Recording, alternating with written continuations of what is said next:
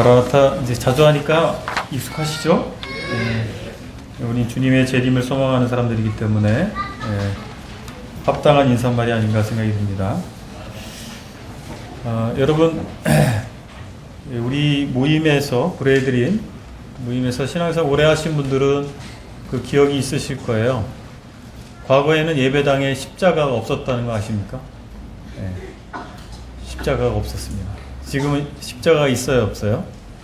우리 십자가 있습니다. 우리 저 지붕 위에 십자가가 있어요. 근데 이 안에는 없죠? 십자가가 없고, 또 강대상도 우리 서정축교회가 상당히 높은 강대상이에요.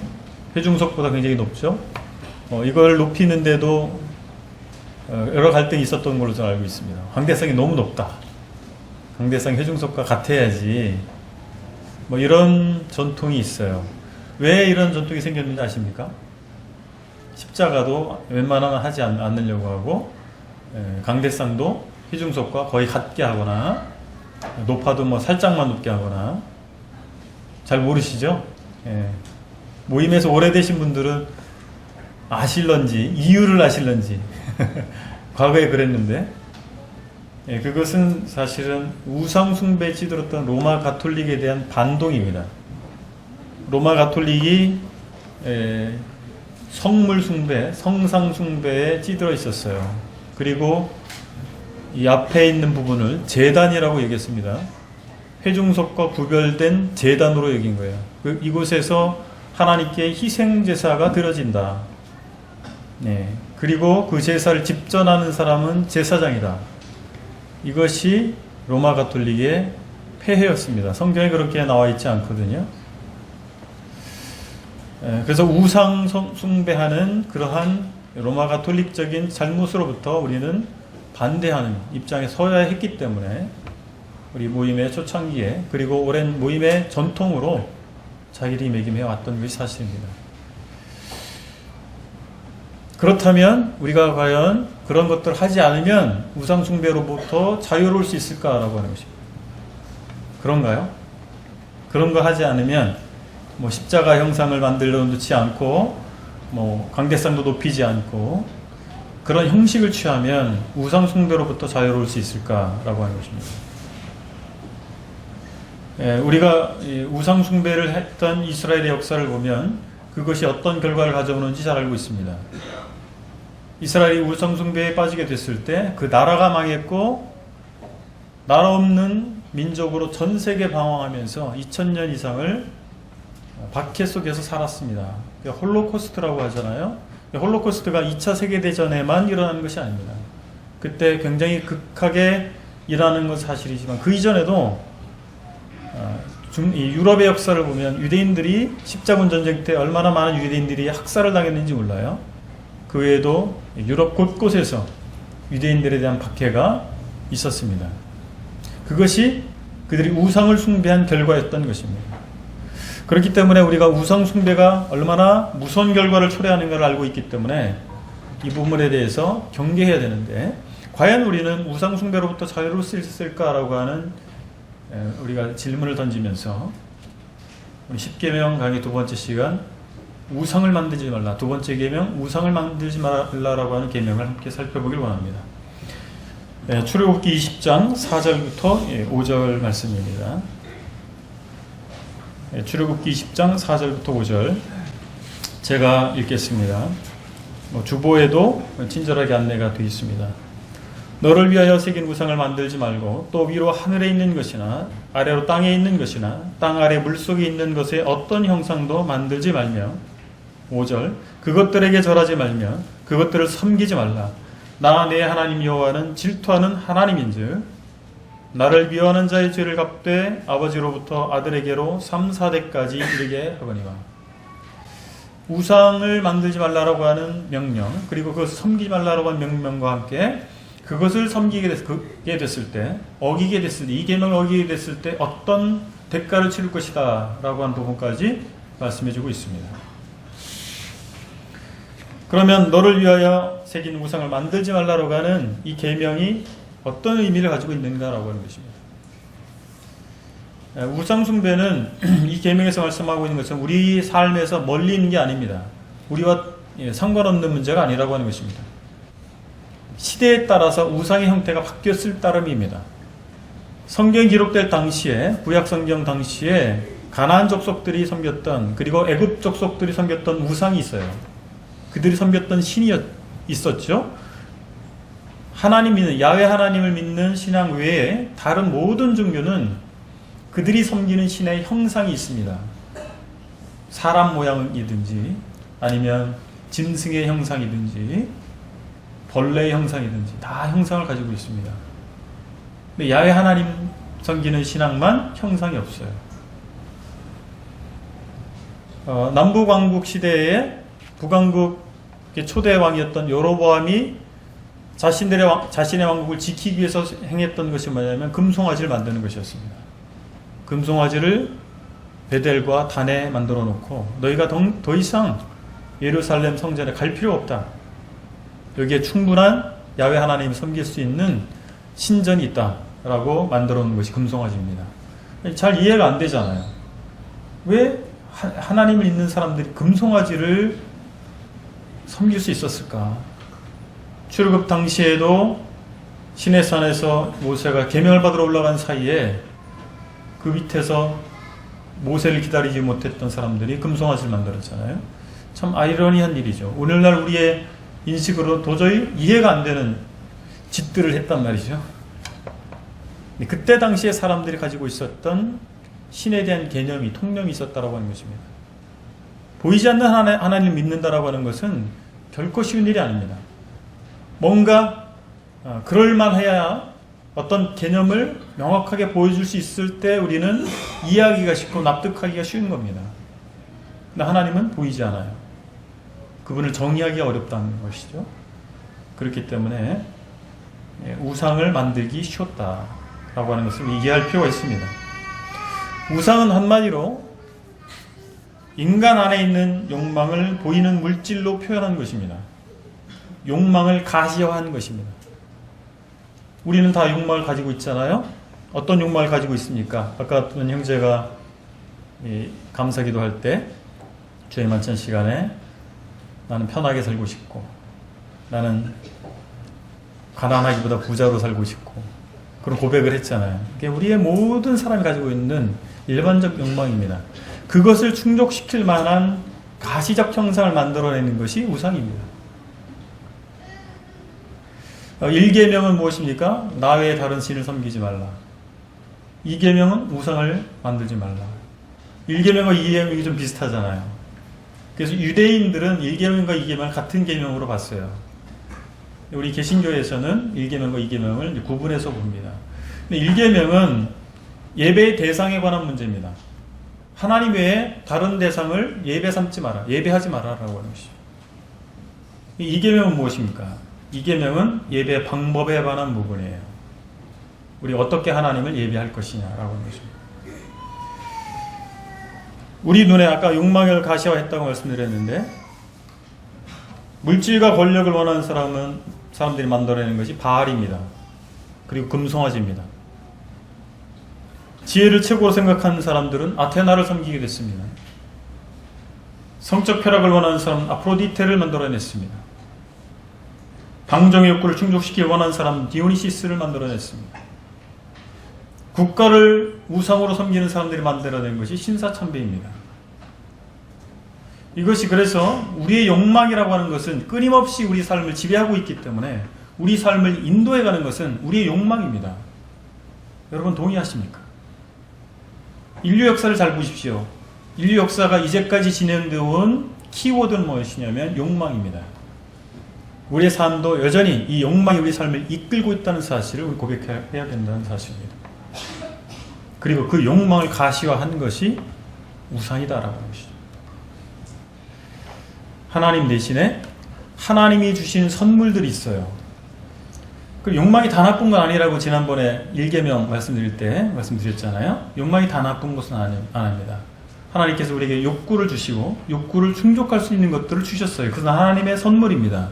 그런데 하나님의 선물을 하나님보다 위에 자리에 놓는 것, 우선시하는 것이 우상 숭배라고 하는 것입니다. 그렇기 때문에 우리가 하나님을 우선시하느냐 욕망을 우선시하느냐라고 하는 것을 혼돈할 수 있어요. 그렇기 때문에 우리는 쉽게 우상숭배에 빠질 수 있다라고 하는 것입니다. 명백한 우상숭배에 대해서는 그리스도인들은 거부할 수 있습니다. 그러나 그럴 듯 아닌 듯한 우상숭배에 우리는 쉽게 빠질 수 있다라고 하는 측면을 생각해 봐야 된다는 것입니다. 자, 그렇다면 우리 우상을 만들지 말아야 할 이유가 무엇일까요? 그 이유가 있습니다. 첫 번째는 그것은 인간의 욕망을 형상화한 것이기 때문입니다. 반복해서 말씀드리지만 욕망을 형상화한 것이다. 아까 말씀드린 것처럼 출애굽한 이스라엘 백성이 홍해의 기적을 경험한, 요즘 젊은이들 말로는 이 홍해 기적 하면 뭐예요? 대박 사건. 젊은이들 그런 표현을 많이 쓰더라고요. 대박 사건입니다. 이 놀라운 사건을 경험한 사람들이 얼마 지나지 않아서 시내산 밑에서 금송아지를 만들었어요. 저는 처음에 이 성경 읽을 때 이해가 안 되더라고요. 이 사람 바보가 아니야? 그런데 우리가 그 시대 컨텍스트 상황으로 돌아가 보세요. 그 사람들이 애굽에서 경험한 신이 무엇입니까? 다 형상을 가지고 있어요. 애굽의 신들은 어떻습니까? 다 형상을 가지고 있어요. 자신들을 구원해낸 그 하나님도 형상이 있겠지. 형상화시키고 싶었던 겁니다. 그들에게 힘이 있었어요. 힘이 없었으니까 노예 생활을 했을 거 아니에요. 자기를 이끌어낸 하나님은 강한 힘을 가지신 분이야. 그 힘을 나타내는 형상이 무엇일까? 소죠. 소가 얼마나 힘이 세요. 그리고 그들은 가난했습니다. 애굽에서 도망 나올 때 집채 들고 왔겠습니까? 정말 필수적인 것만 들고 나왔겠죠. 그러니까 얼마나 가난해요? 그들은 부자가 되고 싶었어요. 부를 상징하는 게 뭡니까? 금이잖아요. 그러니까 금송아지를 만든 거죠.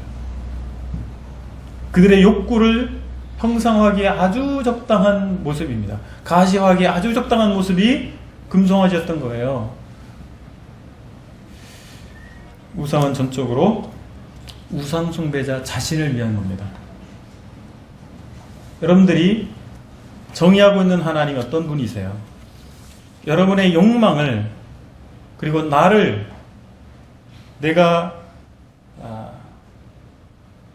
위한 그 하나님으로 디자인해 놓고 있을 수도 있습니다. 여기 제가 말씀을 인용했는데 이사야서 44장 15절로 18절에 아주 의미 있는 말씀이 있습니다. 이사야 선지자가 활동했던 당시에 이스라엘 남부왕국이 다 우상숭배에 찌들어 있었습니다. 그때 하나님께서 이사야 선지자를 통해서 말씀하신 거예요. 제가 이 말씀을 읽겠습니다. 이 나무는 사람이 땔감을 삼는 것이거늘 그가 그것을 가지고 자기 몸을 덮기도 하고 불을 피워 떡을 굽기도 하고 신상을 만들어 경배하며 우상을 만들고 그 앞에 엎드리기도 하는구나. 나무가 땔감으로 쓰잖아요. 그래서 난방용으로도 써요. 그리고 그 불을 떼서 음식을 해먹기도 합니다. 그리고 그 같은 나무로 가지고 우상을 만들어서 섬기더라 이거예요. 아주 다용도죠. 본질이 다르지 않다라고 하는 거예요. 난방을 위해서 쓰거나 음식을 해먹기 위해서 쓰거나 만들어 놓고 섬기는 것이 본질이 다르지 않다라고 하는 것입니다. 이것을 읽으면 그 중에 절반은 불에 사르고 그 절반으로는 고기를 구워 먹고 배불리며 또 몸을 덮게 하여 이르기를 아하 따뜻하다 내가 불을 보았구나 하면서 그 나머지로 신상 곧 자기의 우상을 만들고 그 앞에 엎드려 경배하며 그것에게 기도하여 이르기를 너는 나의 신이니 나를 구원하라 하는도다. 그들이 알지도 못하고 깨닫지도 못하면 그들의 눈이 가려서 보지 못하며 그들의 마음이 어두워져서 깨닫지 못함이니라. 이게 우상숭배의 실체입니다. 인간의 탐심으로부터 생겨난 것이 우상숭배이고 실제로 우상을 만들거나 절하지 않아도 하나님에 대해서 생각하기를 나의 탐욕을 만족시키는 분으로 여긴다면 그것은 우상숭배와 다를 바가 없다는 사실입니다. 이스라엘 백성이 금송아지를 만들어 놓고 야훼 하나님 자신들을 애굽으로부터 구출한 하나님이라고 여겼잖아요. 우리도 마찬가지입니다. 하나님이라고 이름을 부른다고 해서 우리가 주님이라고 부른다고 해서 우리 크리스천티라고 하는 기독교 공동체 안에 내가 속해 있다고 해서 우리가 말하는 그 하나님이 성경에서 말하는 정말 하나님이냐라고 하는 것입니다.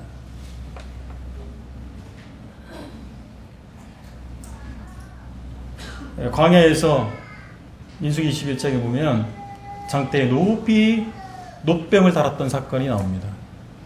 이스라엘 백성이 하나님을 원망하고 그들을 가나안 땅으로 인도하기 위해서 그들을 구출해내고 인도하시고 계신 그 하나님을 원망하고 있을 때 하나님께서 그들을 심판하셔서 독사를 보냈어요. 그들이 독사에 물려서 다 죽게 되니까 우리 좀 살려달라고 모세에게 하소연을 했고 모세가 하나님께 타원을 했습니다. 그랬을 때 하나님께서 그들에게 주신 해법이 무엇입니까? 놋뱀을 만들어서 장대 위에 높이 매달아라. 그것을 쳐다보면 뱀에게 물린 자가 나을 것이다. 참 기적이 많이 일어나죠. 성경에. 정말 그렇게 했는데 이 뱀에 물린 사람들이 나았단 말이에요. 그러면 뱀에 물려 난 것이 누구 때문에 난 거예요? 하나님이 이렇게 낫게 하신 거예요. 근데 그들이 어떻게 생각했어요? 하나님은 보이지 않거든요. 근데 놋뱀을 쳐다보니까 났어요. 그러니까 놋뱀이 신묘막직한 능력을 가진 거예요. 그렇게 여긴 거예요. 그래서 그것을 어디까지 갖고 왔는지 아세요? 가나안 땅까지 끌고 들어왔어요. 그 후로 1000년 동안 놋뱀을 섬겼습니다. 자그마치 1000년 동안. 히스기야가 놋뱀을 부술 때까지. 심지어는 놋뱀의 꼬리를 만지고 기도를 하면 임신하지 못한 여자가 수태를 한다라고 믿었어요. 그래서 많은 임신 못한 여자들이 와서 놋뱀의 꼬리를 만졌다는 거예요. 여러분 이해가 안 가시죠? 아까 로마 가톨릭 얘기를 했는데 로마 가톨릭 교회에서는 성상과 예배당을 신성시합니다.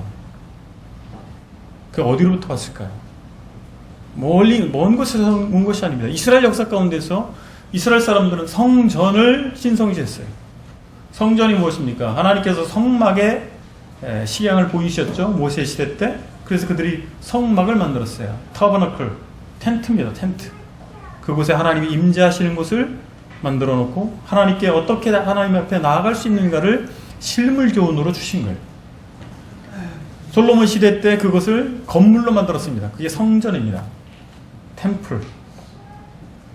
그래서 이스라엘 백성들은 하나님이 임재하시는 성전이 자기들에게 있는 한 자기네 나라는 망하지 않는다고 믿었어요. 근데 하나님이 함께 하셔야 나라가 안 망하는 것이지 성전이 곧 그들에게 부적과 같은 역할을 하는 것은 아니잖아요. 그러면서 자신들은 우상 숭배에 빠졌던 거예요. 성전이 있기 때문에 우린 든든해. 근데 이스라엘이 어떻게 됐습니까? 이스라엘 나라가 망할 뿐만 아니라 성전이 불타버렸어요. 그들이 신성시했던 그 신묘막측한 능력이 발원지라고 생각했던 그 성전을 하나님께서 불태워버리셨어요. 십자가상이나 심지어는 성경을 신성시하는 사람도 있습니다. 성전이 하나님의 말씀이라고 하는 의미 있기 때문에 성경이 중요하죠. 근데 성경 자체가 무슨 부적과 같은 역할을 하는 건가요? 아니면 십자가 목걸이를 하고 십자가 목걸이에 키스하고 기도를 하면 뭔가 위험한 능력이 강림할까요? 집에서 기도하는 것보다 예배당에 와서 기도하면 뭔가 기도가 더 잘 받을까요? 응답될까요? 예배당을 신성시하는 생각 때문에 그런 것입니다. 자기는 육신적인 삶을 살지만 목회자가 와서 기도해주면, 축복하고 기도해주면 뭔가 하나님의 능력이 임할 것 같고 자기 사업이 잘 될 것처럼 생각하는 분들이 있다면 목회자를 신성시하는 것입니다. 사람과 건물은 숭배의 대상이 아닙니다. 오직 하나님만이 우리의 숭배의 대상이시고 우리의 예배의 대상이시죠. 주님의 제자들이 어땠습니까? 그 12제자가 주님을 쫓았을 때 다 각기 다 자신들의 욕망을 충족시키기 위해 쫓았다는 사실입니다. 나중에 그들이 예수님께서 부활하시고 부활한 예수님을 만나고 나서 그들이 바뀌었죠. 그러나 그 전까지는요. 예수님의 제자들이 대부분의 어부들이었고 어떤 사람은 혁명주의자였습니다. 셀료땅, 과격분자, 혁명주의자입니다. 레위도 있었죠. 레위인이 아니라 세리. 아주 굉장히 다양한 사람들이 있었는데 그들이 추구하는 게 달랐어요. 대부분의 예수님의 제자들은 이스라엘 나라를 회복시킬 사람으로 예수님이 따랐습니다. 정치적 지도자. 예수님은 그런 분이 아니었잖아요. 오해했던 거예요.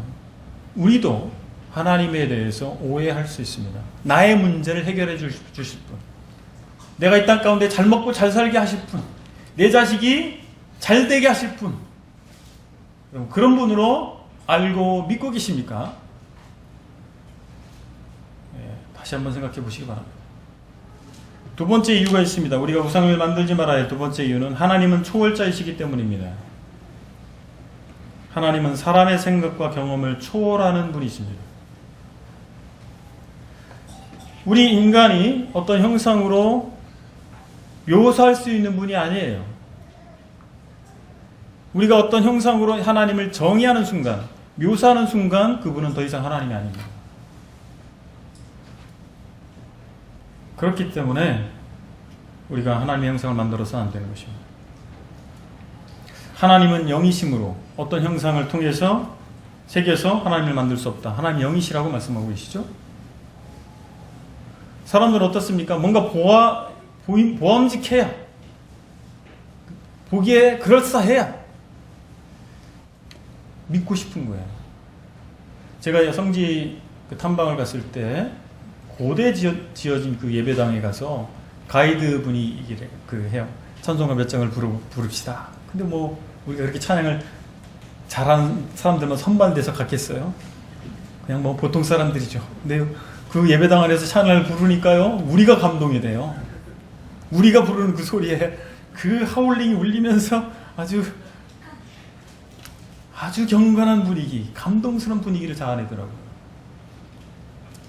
그래야 우리는 더 느껴지잖아요. 뭔가 조명도 은은하고 거룩한 것이 깃들 만한 그 분위기를 우리가 그 가운데 들어가면 정말 경건한 느낌이 들지 않으세요? 절에 가서 풍경소리가 다 들리면 어떻습니까? 정말 막 천배를 하고 싶은 그런 마음이 들게끔 하지 않습니까? 모든 종교적인 것들은 우리의 종교심을 자극하는 방법으로 발달해 왔습니다. 오늘날 고등종교라고 하는 것들은 그것이 극치를 달하고 있는 거예요. 우리의 종교심을 어떻게 자극할까를 너무나 잘 알고 있습니다. 수천 년 동안 발전해온 종교이기 때문에 그렇습니다. 썩어지지 아니하는 하나님의 영광을 썩어질 사람과 새와 짐승과 기어다니는 동물의 모양의 우상으로 바꿨느니라. 내가 느끼기에 그럴싸한 거예요. 내가 느끼기에 그게 경건한 것 같고, 내가 느끼기에 정말 능력이 말 것 같고, 내가 느끼기에 정말 하나님 앞에 있는 것 같고, 그것이 다 우상입니다. 칼 바르트라고 하는 사람이 이런 말을 했어요. 하나님을 끌어내려서 우리에게 낯익은 하나님으로 만들어낸 것이 우상이에요. 우리에게 낯익은 하나님, 우리에게 낯선 하나님이 아니라 낯익은 하나님을 만들어낸 거예요. 그것이 우상이다. 그래서 더 이상 하나님이 아니게 됐다. 이 칼 바르트라는 사람의 주장을 다 동의할 수 없지만 이 부분에 대해서는 정말 옳은 말을 한 것 같습니다. 하나님 아는 것은 어떤 가시적 형상을 통해서 알 수 있는 것이 아니라 하나님의 계시에 의해서만 알 수 있습니다. 무엇을 통해서요? 하나님의 계시를 통해서만 알 수 있습니다. 하나님의 계시는 두 가지로 주어졌습니다. 첫 번째 일반 계시입니다. 일반 계시는 모든 사람에게 알려진 거예요. 그게 무엇입니까? 천지 만물입니다. 하늘과 해와 달과 이 땅과 산천초목입니다. 그것을 잘 연구하다 보면 하나님이 계시구나, 조물주가 창조주가 계시구나 라고 하는 것을 발견합니다. 하나님의 존재하심을 발견하게 되고 그분이 얼마나 엄청난 분인가를 발견하게 됩니다. 여러분, 빛이 진공 상태에서 1초간 얼마를 움직이는 줄 아세요? 30만 킬로미터를 갑니다. 지구를 7바퀴 반을 돌아요. 빛이 그래서 1년 동안 간 거리를 1광년이라고 합니다. 1광년. 그런데 이 우주에서 지구와 가장 가까운 은하가 안드로메다라고 하는 은하입니다. 안드로메다라는 말 들어보셨어요? 안드로메다로 보냈다. 지구에서 가장 가까운 은하가 안드로메다예요. 안드로메다와 지구의 거리가 얼마나 되는 줄 아세요? 250만 광년입니다. 빛의 속도로 250만 년을 가야 갈 수 있는 거리예요. 상상이 안 되세요? 네, 정신줄을 놔야 됩니다. 이건 상상이 안 돼요. 정신줄을 놔야 돼요. 여러분, 이 우주를 하나님이 창조하신 분이에요. 어떤 형상이나 우리가 측량할 수 있는 수치로 환산할 수 있는 분이 대상이 아니라고 하는 것입니다. 그래서 우리가 다 이해할 수 있고 다 동의할 수 있는 분으로 하나님을 정의하려고 하지 마세요. 그러면 하나님이 아닌 거예요. 그렇지 않습니까? 우리 시공에 물질에 제한을 받는 존재입니다. 여러분, 시간을 초월하실 수 있습니까? 공간을 초월하실 수 있어요? 여기 계시면서 동시에 서울에 계실 수 있으세요? 물질을 초월할 수 있습니까? 밥 3끼만 굶어보세요. 얼굴 낯빛이 바뀌죠. 낯빛과 눈빛이 바뀌는 거예요. 물질을 초월할 수 없어요. 근데 하나님은 시간을 창조하셨어요. 공간을 창조하셨습니다. 물질을 창조하셨어요. 그러니까 이것을 초월하시는 분이에요. 어떻게 이해할 수 있어요? 이해할 수 없어요.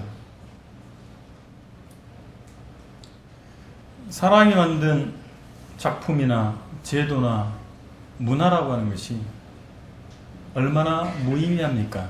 하나님 앞에서. 근데 안타까운 것은 저와 여러분들이 사람이 만든 제도와 교육과 문화와 전통에 매여 있어요. 우리 모든 것이 매여 있어요. 그거 초월하실 수 있습니까? 아, 나는 득도했다. 그 모든 걸 초월했다. 저는 제가 안 살아봐서 모르겠지만 80평생을 살아도 그거 안 될 것 같습니다. 무모한 도전이다. 그럴 수 있다라고, 그럴 수 있기를 위해서 사람들이 산속에 들어가서 토굴 속에 들어가서 가부좌를 틀고 금식하면서 기도한 거 아니에요. 인류 역사 가운데서 그것을 초월한 사람이 한 명도 없습니다.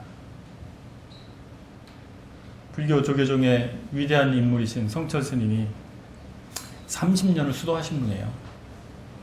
30년 동안 이 가사적삼을 한 벌로 사셨대요. 한 벌, 옷 한 벌로. 그분이 8년간 장자부라 수행을 했다고 하는데, 장자부라가 뭐냐면 스님들이 이 가부좌를 들고 앉잖아요. 그렇게 앉아서 잠도 자고 먹고 하는 거예요. 가능하겠어요? 그 제자된 스님이 한 고백이 있어요. 자기가 3일 만에 포기를 했대요. 무릎이 막 이렇게 퉁퉁 붓고 고통스럽게 견딜 수가 없대요. 무릎을 접은 상태에서 가만히 있으니까 무릎에 문제가 오는 것이죠. 그분이 몇 년 했다고요? 8년 했습니다. 그분의 고백이 내 죄가 수미를 지났다. 수미산이라고 하는 불교에서 말하는 가상의 산인데 그 산을 다 뒤덮을 정도의 내가 죄가 많다. 자기도 극복하지 못한 거예요.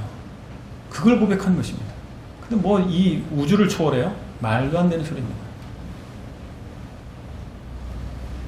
내가 믿는 신앙의 스타일이 있어요. 여러분 그걸 초월할 것 같습니까? 여러분 처음 기독교 신앙을 접한 그 상황, 그 신앙을 전해준 사람, 그 교회를 벗어날 수 없습니다.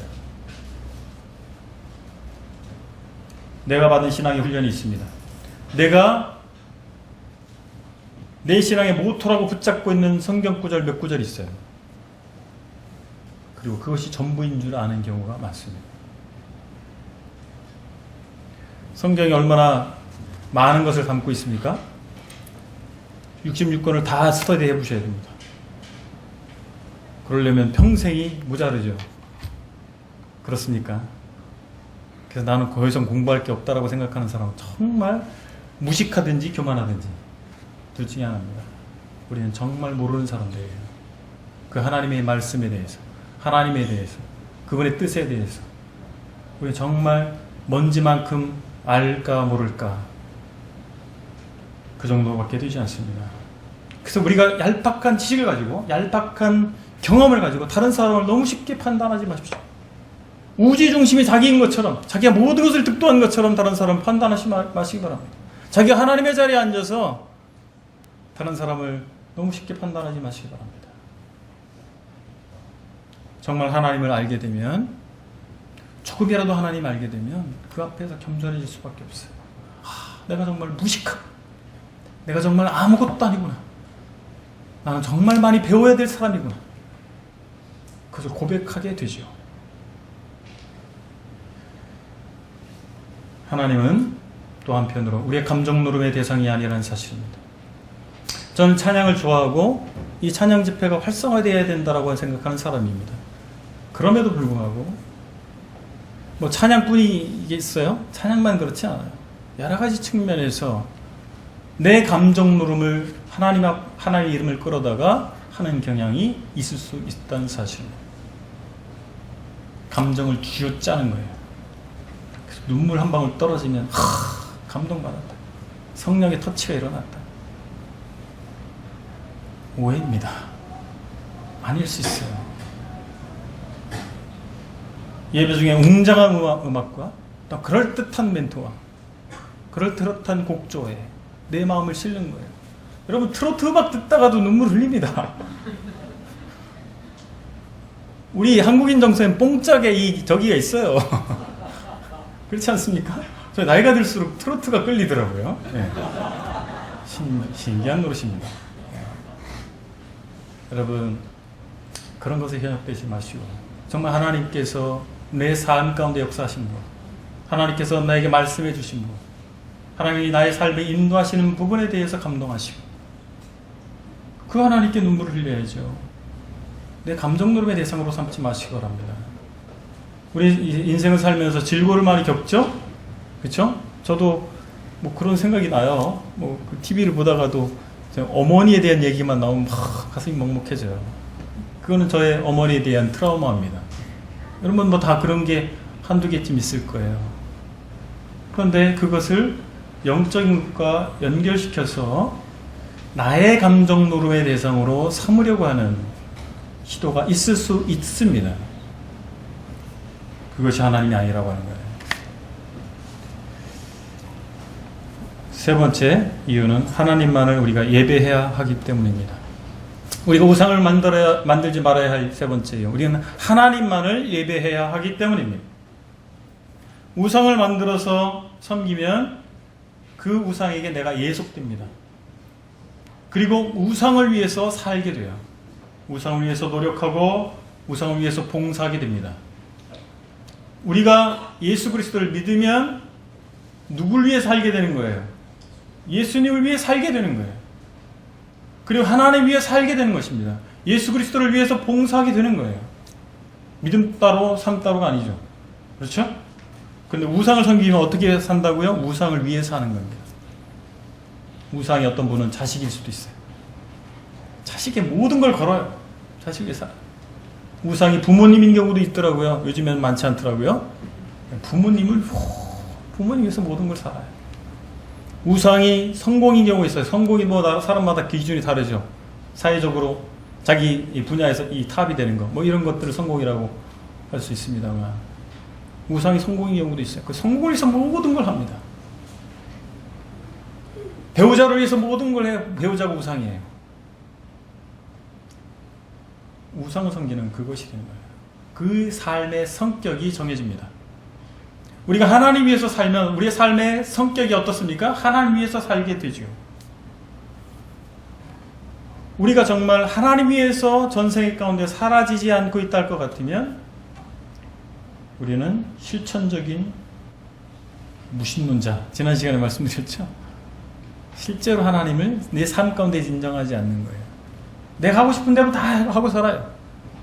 근데 입술로는 하나님을 믿는다고 하는 거, 그 우상 숭배와 다를 바 없다는 사실입니다. 그것이 어떤 형상화된 실체는 아니지만 내가 정말 내 욕구를 충족하는 대상으로 삼고 있는 그것이 우상이기 때문에 그렇습니다. 그래서 교회가 하나님 말씀 중심으로 가야 됩니다. 마지막 그래서 세 번째는 하나님의 말씀이 중심이 된 예배를 드려야 한다라고 하는 사실입니다. 성경은 계시의 기록이죠. 디모데후서 3장 16절 우리 잘 아는 말씀인데 제가 읽어보면 모든 성경은 하나님의 감동으로 된 것으로 교훈과 책망과 바르게 함과 의로 교육하기에 유익하다. 아멘이십니까? 모든 성경이 정말 하나님의 감동으로 기록됐다는 것을 확인하셨습니까? 그래서 고고학적 발견과 과학적 입증을 해주잖아요. 복음 전할 때. 그럼 끝났죠. 이성적 판단 끝났으니까 그러니까 하나님 말씀이에요. 그럼 어떻게 해야 돼요? 말씀대로 믿고 살아야죠.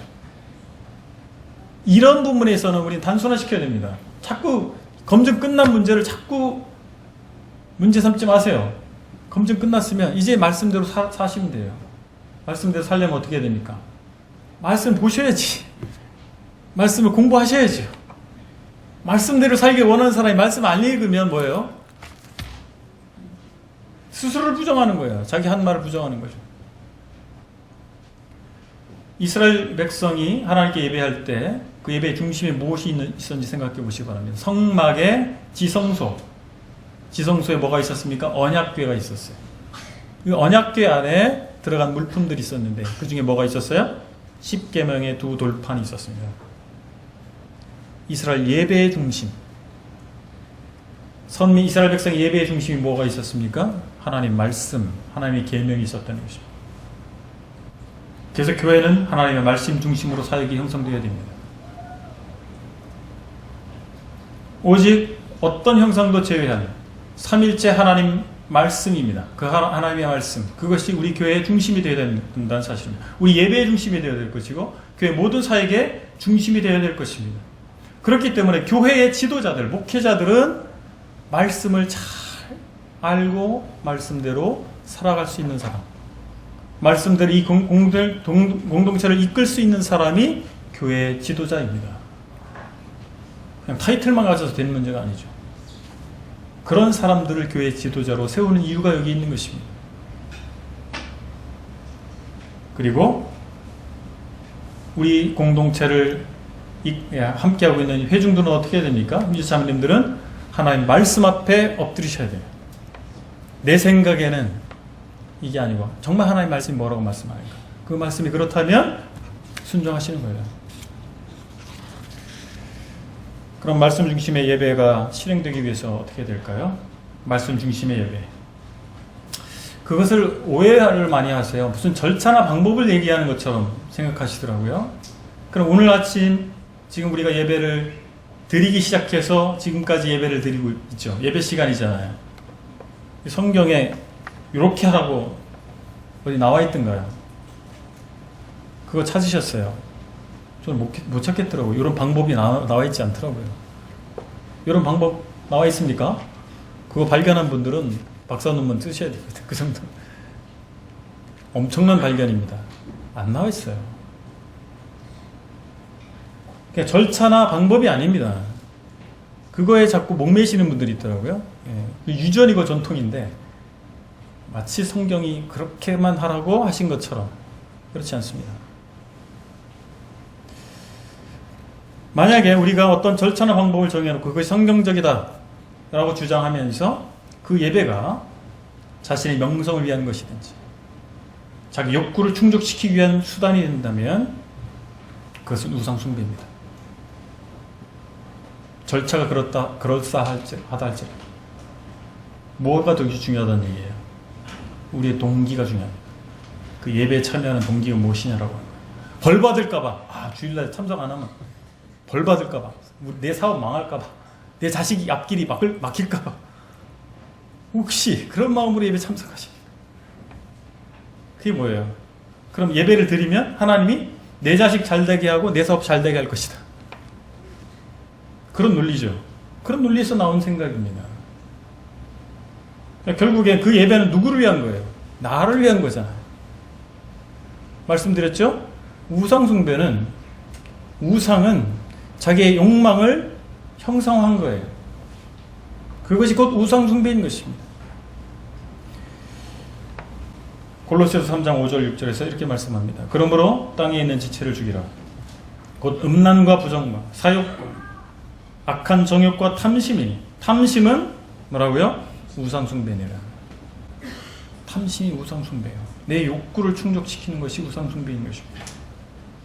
하나님보다 더 사랑하는 것이 재물에 대한 탐심입니다. 그것이 우상숭배죠. 베드로 사도는 베드로전서 4장 3절에서 너희가 음란과 정욕과 술 취함과 방탕과 향락과 무법한 우상숭배를 하여 이방인의 뜻을 따라 행하는 것은 지나간 때로 족하도다. 자기 만족을 위해 사는 것, 그것을 위해서 행한 모든 것이 우상숭배라고 정의하고 있는 것입니다. 예수님께서도 우리가 물리쳐야 할 우상이 바로 하나님의 예배를 도둑질하는 사탄과 더불어 세상 명예와 권력과 물질의 탐심이라는 사실을 말씀해 주셨습니다. 심지어는 부모와 자식이 우상으로 섬겨질 수 있을 가능성에 대해서 말씀해 주셨죠. 마태복음 10장에서 아버지나 어머니를 나보다 더 사랑하는 자는 내게 합당하지 아니하고 아들이나 딸을 나보다 더 사랑하는 자도 내게 합당하지 아니하며 또 자기 십자가를 지고 나를 따르지 않는 자도 내게 합당하지 아니하니라. 나를 부정한다라고 하는 것은 내가 가장 중요하게 생각하는 것들에 대한 부정이 포함된 말입니다. 우리는 그럴 가능성, 그럴 개연성을 얼마든지 가지고 있기 때문에 우리 주님께서 우리에게 말씀해 주셨습니다. 우리의 예배 동기가 나의 욕구를 충족시키기 위한 것이라면 그 절차가 아무리 성경적 기준에 합당하다 할지라도 그것은 합당한 예배가 될 수 없습니다. 우리 신약 성경에서는 다른 신과 우상숭배에 대한 실제상을 보다 구체적으로 말씀하고 있습니다. 하나님을 사랑하고 예배드리는 것은 예배의 절차나 의식에 있는 것이 아니라 하나님과 소통하는 영적인 마음과 진리의 말씀을 통한 예배라고 말씀하십니다. 요한복음 4장에서 사마리아 여인의 질문에 대해서 주님이 말씀하셨잖아요. 영과 진리로 예배할 때가 온다고 말씀하시고 예배하는 자가 영과 진리로 예배할지니라. 진리가 뭐예요? 하나님 말씀이 진리잖아요. 영이 무엇입니까? 하나님의 영, 성령입니다. 바른 예배는 인간의 형통과 자기 만족에 대한 추구, 그 인간 중심적인 예배가 아닙니다. 성경 말씀 중심의 예배가 바로 영적 예배다라고 하는 것입니다. 그것이 마땅히 우리가 드려야 할 예배, 말씀 중심의 예배라고 하는 것이 정의하는 바가 그것입니다. 오늘 말씀을 정리하겠습니다. 하나님과 우리의 관계는 어떤 관계입니까? 여러분, 아버지 하나님이라고 부르잖아요. 정말 하나님과 아버지와 자녀 관계처럼 친밀하신가요? 우리가 하나님을 부르는 호칭이 매우 의미 있는 호칭이에요. 하나님은 우리의 아버지 되십니다. 아바 아버지라고 되어 있죠. 이 개정개혁에서는 아빠 아버지라고 바꿨더라고요. 그렇게 친밀한 분이에요. 여러분, 아버지가 살아계신데 아버지 모양의 뭐를 만들어 놓고 아버지 이거를 쓰다 보고 아버지 그러세요? 그럼 아버지가 얘기하시죠. 이놈아, 너 미쳤냐? 내가 여기 버젓이 눈을 뜨고 살아있는데 뭘 만들어 놓고 닮지도 않았구만. 우리는 살아계신 하나님 아버지를 믿는 겁니다. 더 이상 어떤 형상이 필요 없어요. 너무나 친밀한 하나님이시기 때문에 우리가 어떤 형상이 필요 없는 것입니다. 그런 반면 우리는 또한 하나님을 잘 알 수 없어요. 그럼에도 불구하고 우리 하나님은 친밀한 분이지만 그 하나님을 다 알 수 없어요. 우리는 마치 어린아이와 같습니다. 저희 아이들이 지금은 많이 커가지고 저를 어느 정도 이해해요. 그래도 아직은 잘 모릅니다. 아이가 어렸을 때 아버지는 슈퍼맨인 줄 알아가지고 제가 아이들하고 그 이불을 그 요대기를 이 담요 같은 걸 가지고 그 아이를 놓고 내구팅이를 잡아요. 그래서 막 그네도 태워주고 이러니까 아빠는 슈퍼맨인 거예요. 그 아이들이 저를 잘 이해했을까요? 자기 기준으로 아는 거예요. 다 알 수 없어요. 우리도 하나님을 친밀한 분이지만 제 아이들이 저를 정말 아빠로 살갑게 느꼈지만 저를 잘 몰랐어요. 지금도 잘 몰라요. 그런 것처럼 우리가 하나님 다 알아서 친밀한 게 아닙니다. 하나님께서 우리와 직접적 관계를 맺어 주셨잖아요. 예수 그리스도를 통해서 우리 아버지가 되셨잖아요. 그렇죠? 아멘. 그래서 우리는 하나님과 친밀한 관계입니다. 그러나 우리는 하나님 다 알 수 없어요. 우리는 계속 하나님을 알아가야 됩니다. 무엇을 통해서? 그분의 계시의 말씀을 통해서. 그래서 우리 매일의 삶을 통해서 삶 가운데서 하나님 말씀을 대하여야 됩니다. 계속 그분을 알아가야 돼요. 그래 오해하지 않죠? 내 아버지를 놔두고 다른 걸 만들어 놔가지고 그럼 오해하면 안 되잖아요. 하나님을 바로 할 때 하나님을 바로 섬길 수 있습니다. 그것이 우리의 사람된 본분이다. 전도서 기자인 솔로몬이 전도서의 결론과도 같은 메시지를 주잖아요.